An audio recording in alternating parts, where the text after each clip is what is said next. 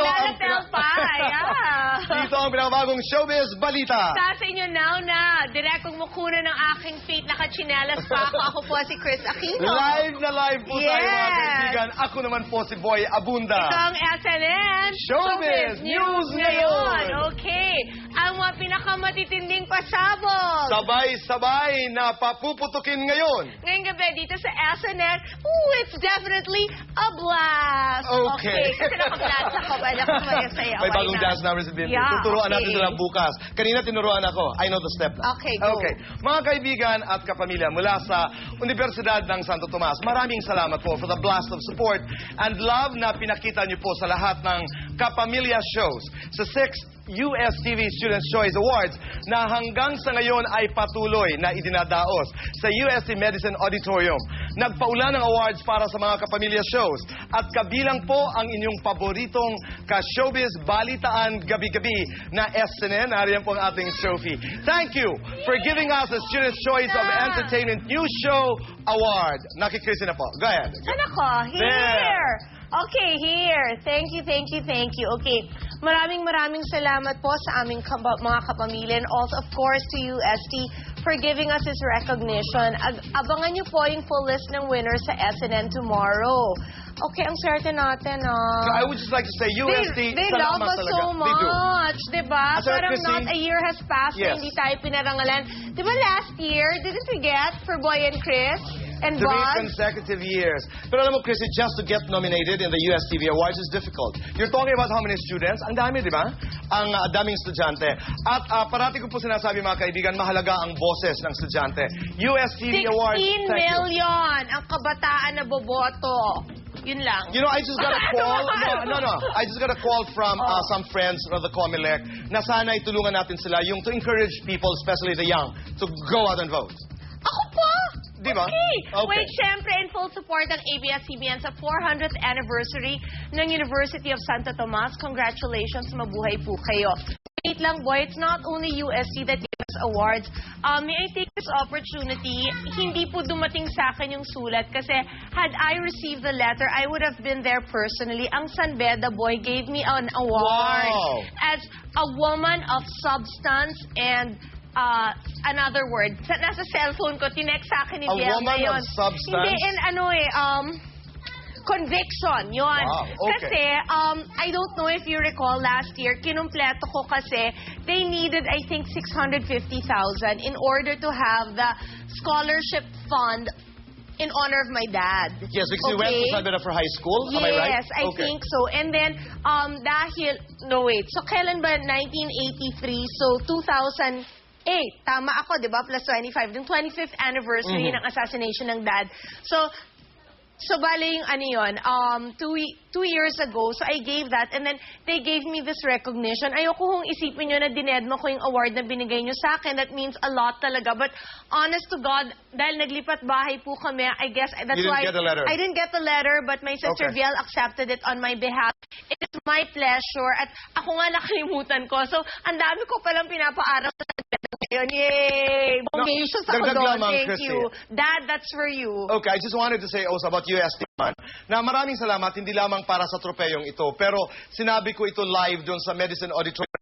Your mom is alive now because of UST. Correct. And not only that, our staff from Louie to Roxy, lahat, karamihan mga kaibigan ng bumubuo ng staff, no, ng COC. Ano ba? Lalayo ka pa ba? Dr. Alex Aiko himself. Dr. na Dennis nakalaga sa mom. Totoo po yan. UST, maraming salamat po sa inyong tiwala at pagmamahal. I call that love also. Of course. Maraming salamat. Okay, go ahead, Chrissy. Okay, ako na ito. Simulan na natin. Okay, ang ating full blast na intrigahan. Naku, ito first up, John Lloyd Cruz and Bea Alonzo. Masayang experience sa kanilang Miss You Like Crazy shooting in Malaysia. Natuloy kaya ang pagkikita nila doon ng Malaysian kapamilya star na si Carmen Sue. Now na. Vacation with a blast. John Lloyd Cruz at Bea Alonzo ginalugad ang Malaysia para sa Miss You Like Crazy. Ang pagiging workaholic ni Lloydie at Bea muling nasubukan sa kanilang stay sa Malaysia for more than a week para sa shoot ng much-anticipated movie na Miss You Like Crazy na malapit na nating mapanood this coming February 24.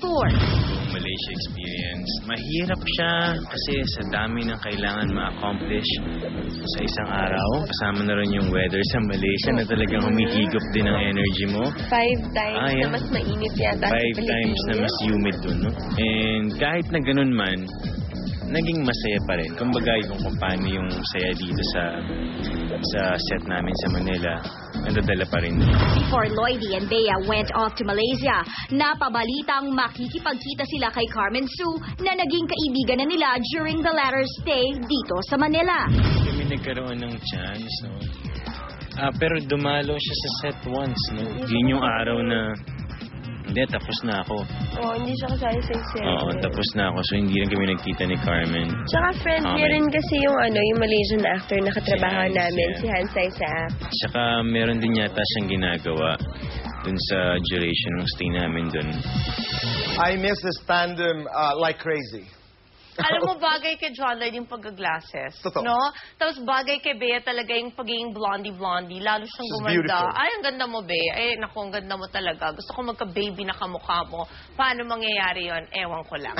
Excited na po ang lahat sa February 24 playdate ng Miss You Like Crazy dahil manunumbalik na naman ang init ng panalong tandem ni Bea at Lloydie. Pero habang hindi pa palabas ang pelikula, gumawa kaya tayo ng isang inventong love story. Halimbawang magkaroon ng follow-up movie si Bea at John Lloyd. Paig ba kayong may third party na umeksena? A, masaya yan para mas tumindi pa ang drama. B, kahit hindi muna, bitin pa ako sa solong John Lloyd and Bea. Text post space, SNN space, letter of choice sa 2331 for Globe, TM and Sun subscribers, sa 231 for Smart and Talk and Text. At para sa SNN News on video, text SNN Vid on at ipadala sa 2366. Now na! From Bea and John Lloyd, isang love team pa ang kasalukuyang iniintriga Ann Curtis at Sam Milby. Away bati nga ba kahit hindi na sila? The big blast ng revelasyon mula kay Ann Curtis. Now na!